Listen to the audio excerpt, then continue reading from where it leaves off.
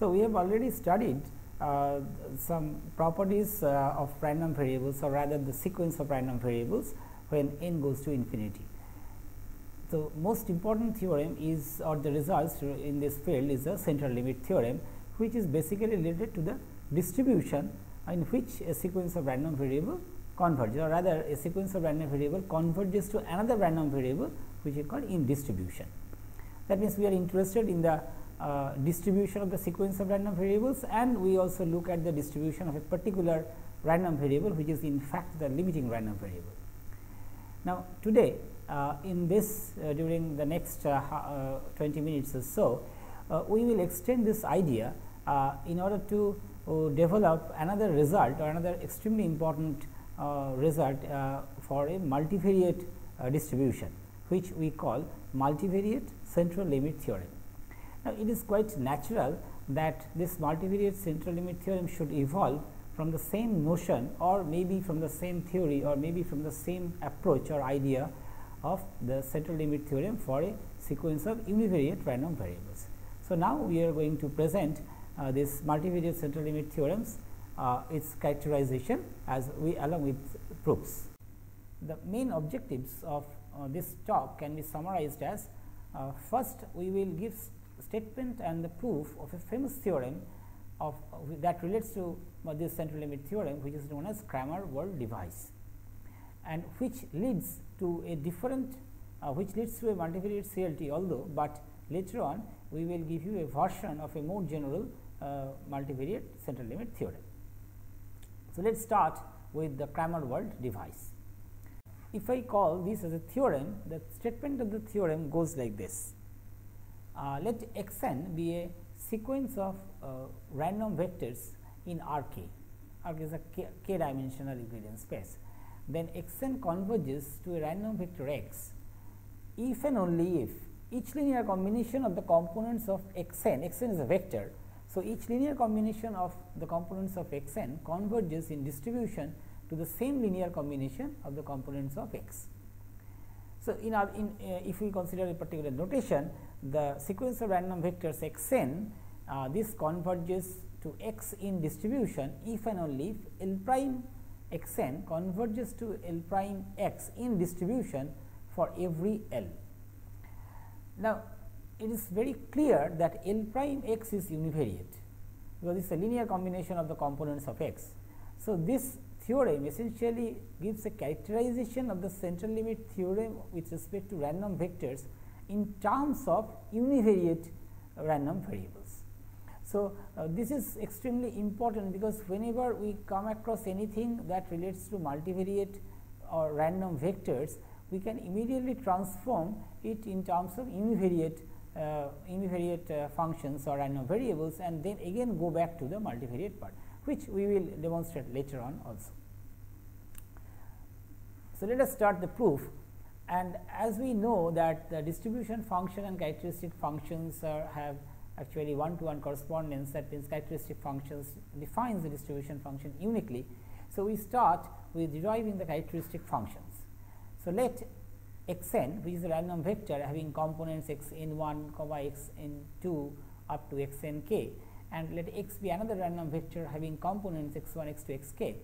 So, the corresponding characteristic function of x n is phi n, and characteristic function of x is phi. Now, choose any real variable L vectors, real vector L having components L 1, L 2, L k. Then L prime x n is naturally L 1 x n 1 plus up to L k x n k. Now, this converges in distribution to L 1 x 1 plus L 2 x 2 plus L k x k equals to L prime x. So, first we are assuming that central limit theorem holds with respect to the univariate random variables. Then by continuity theorem of characteristic function, we can immediately write that phi n of T L 1 comma up to T L k goes to phi of T L 1 up to T L k as n goes to infinity, and this is true for all t. This for all t is extremely important.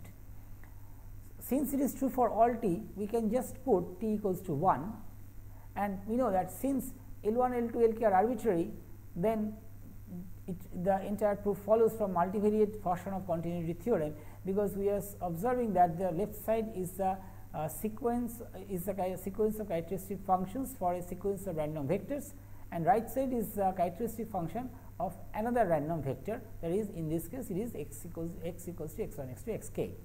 So, by uniqueness theorem of continuity theorem of multivariate version of continuity theorem, we can immediately say that x n converges to x, which is a random vector in distribution. Now, naturally converse can be proved by exactly similar arguments. We assume that x n vector converges to x vector in distribution, and then we write down the characteristic function of these vectors, and since this is convergent, from there we can go on to create a linear combination of this sequence of random vectors, which essentially converges to a sequence of converges to a particular random vector in terms of univariate random variables, which is a function of the components of the random vector. So, the proof is extremely easy, because we have used characteristic functions, especially two important properties of characteristic function. One is continuity theorem, another is uniqueness property. Let us discuss a particular use of this Cramer-Wald device. Show that, suppose this is a problem, show that x vector is multivariate normal if and only if L1 x1 up to Lk xk is univariate normal for every real L1 L2 Lk. Now, it is very important to we should emphasize always that this for every real L1 L2 Lk.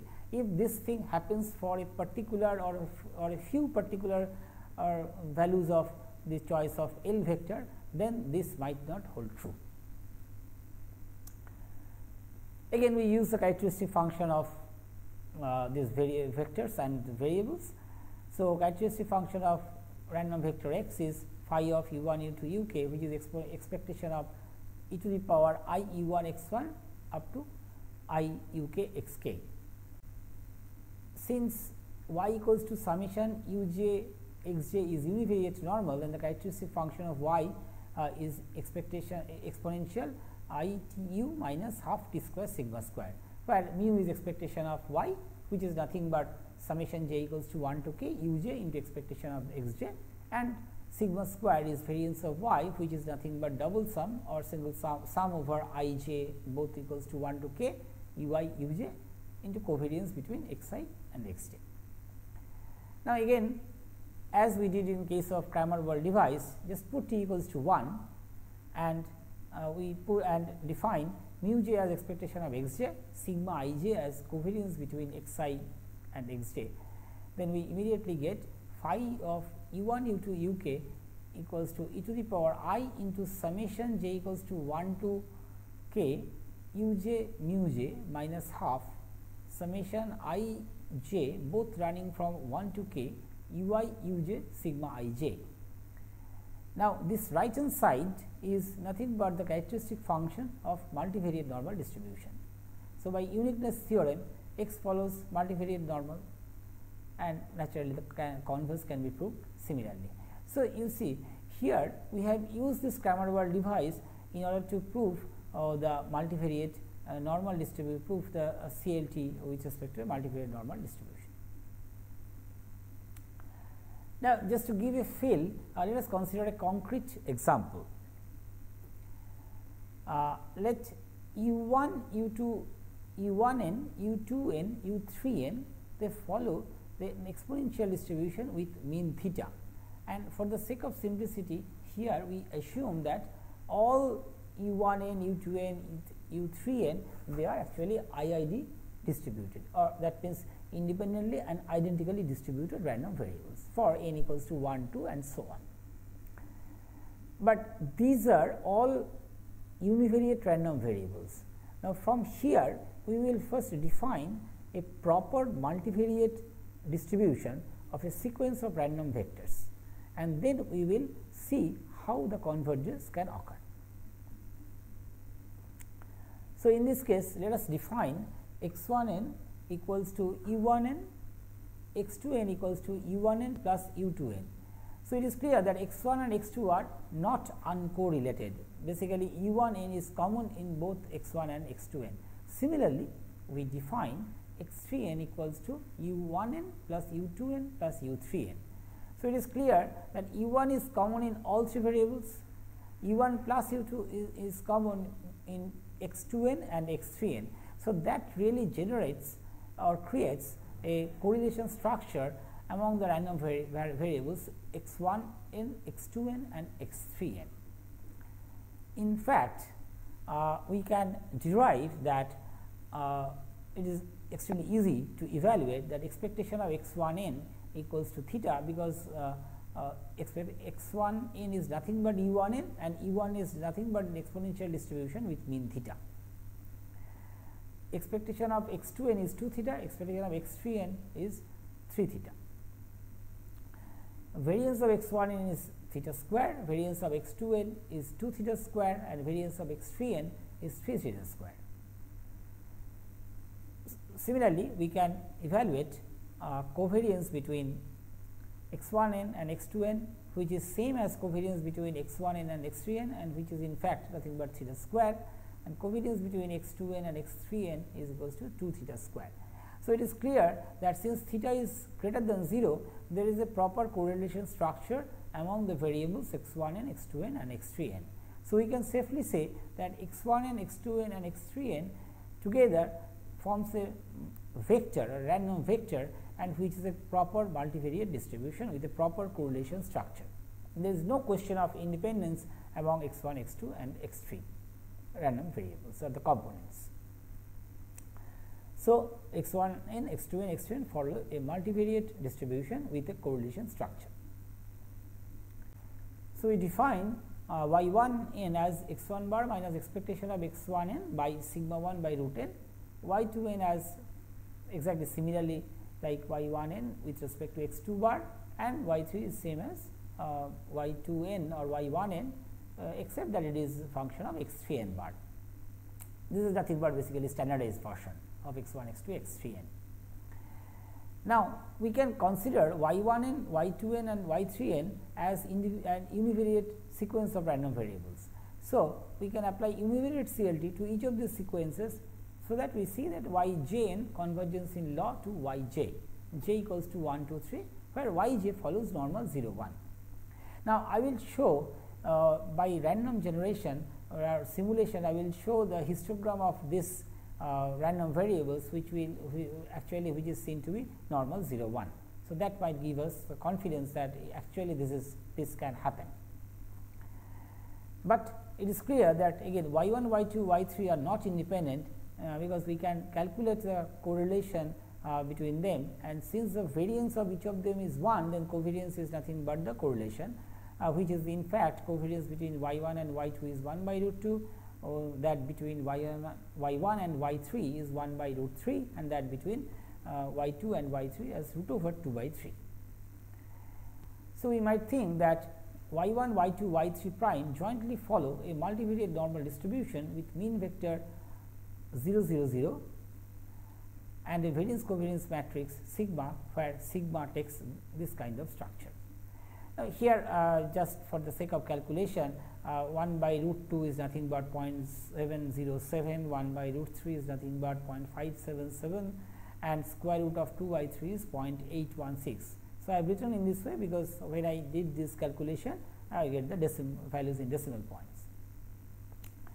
So, now we shall show the simulation results to get a feel of what we have studied till now. Now, here is the but before that, the simulation plan goes like this. First, we generate data from u1n, u2n and u3n, then construct data for x1n, x2n, x3n from u1n, u2n, u3n by considering their relationship. Now, generate y1n, y2n, y3n from x1n, x2n, x3n values. Repeat the above procedures to get samples for y1, y2, y3, as the y1, y2, y1 and y2n, y3n converges to y1, y2, y3 respectively. That we can immediately obtain by applying univariate CLT to each of these sequences separately. Now, we will, to ensure that what we are getting is correct, we will draw histograms and also do Kolmogorov-Smirnov test to check normality for each of these y1, y2, y3. Now, up to this is fine, because we can assure about the convergence of univariate random variables y1, y2, yn, or actually the sequence of univariate random variables which are y1 n, y2 n, y3 n. But how to ensure the multivariate normality? One easy way to choose various values of L, that means L1, L2, L3, to see whether L prime y follows a univariate normal distribution with appropriate mean and variance. So, if we can show this thing for many choices of L without putting any particular relationship between L1, L2 and L3, then we might be confident that yes, this multivariate normality holds in this case as per Cramer-Wald device. So, here for the sake of demonstration we have considered only one, but this can be treated as a good exercise, that just try with several choices of L1, L2, L3 and see whether L prime y follows a univariate normal distribution with appropriate mean and variance. Now, if we look at the histogram of this top left corner, which is the histogram of y1, this is pretty good. It is a pretty close to the normal distribution, and the Ks p value means Kolmogorov-Smirnov test gives us the p value 0.783. That means h naught of h naught, that means the normal distribution or the standard normal distribution and assumption is true, or actually y1 follows standard normal distribution. That is ensured by this p value based on Kolmogorov-Smirnov test. Similarly, in the top right corner gives us the histogram of y2, and again Ks p value is 0.585, ensures that y2, the component y2 is nothing but standard normal distribution. This exactly same thing can be observed in case of histogram with respect to y3.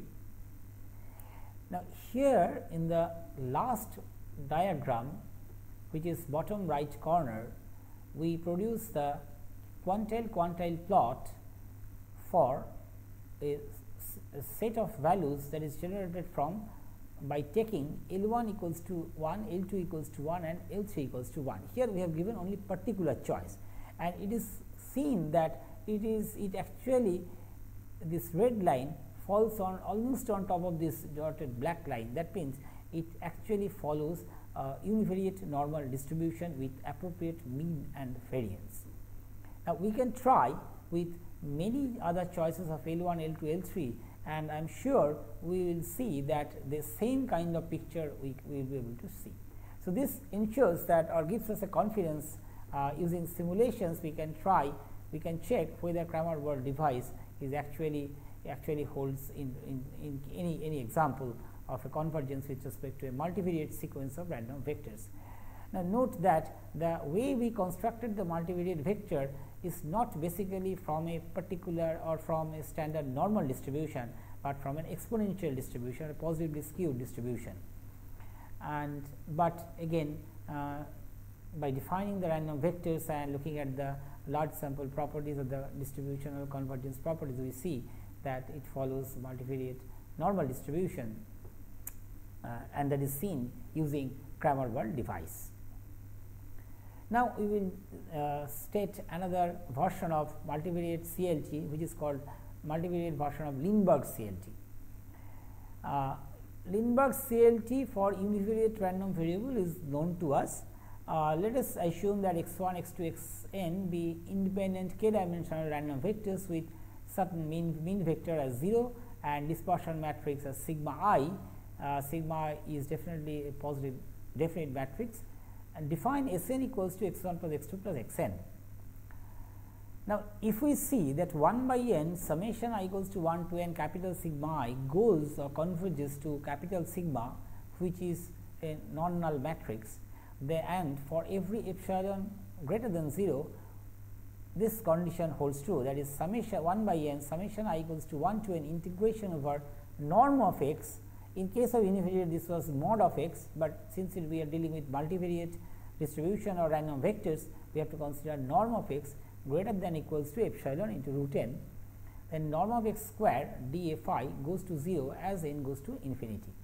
Of course, capital F I is a distribution function of capital X I vector, and norm of x is the standard Euclidean norm.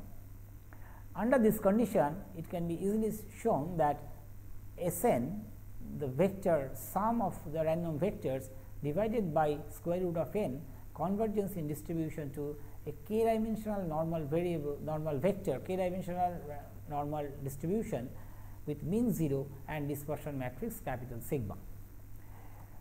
Just as an outline of the proof, we will use Cramer-Wald device. So, transform the vectors to variables using Cramer-Wald device, apply Lindeberg CLT for univariate random variables to these random variables or these transformed random variables, find the limiting variables using this CLT, then apply Cramer-Wald device to get back the limiting vector.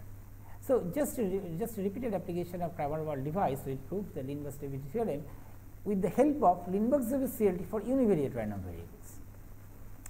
So, here we have used these facts, Cramer-Wald device we have used, Lindeberg's CLT we have to use, and also the continuity theorem of characteristic function, because inbuilt there is always this characteristic continuity theorem of characteristic function that we have always used.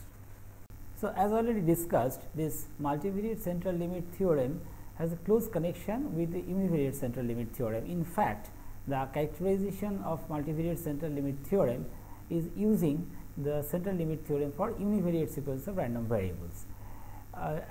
We have also seen that this famous theorem and along with the proof, which is called Cramer-Wald device. We have also given one concrete example, and we have some feeling, because when we studied the simulations with respect to the convergence and with respect to the multivariate CLT. So, this gives us an idea or a complete picture of central limit theorem for a sequence of random variables or random vectors in this case, but most importantly here we assume that the sequence of random vectors are also independent. So, this actually concludes one important chapter in probability which relates to central limit theorem.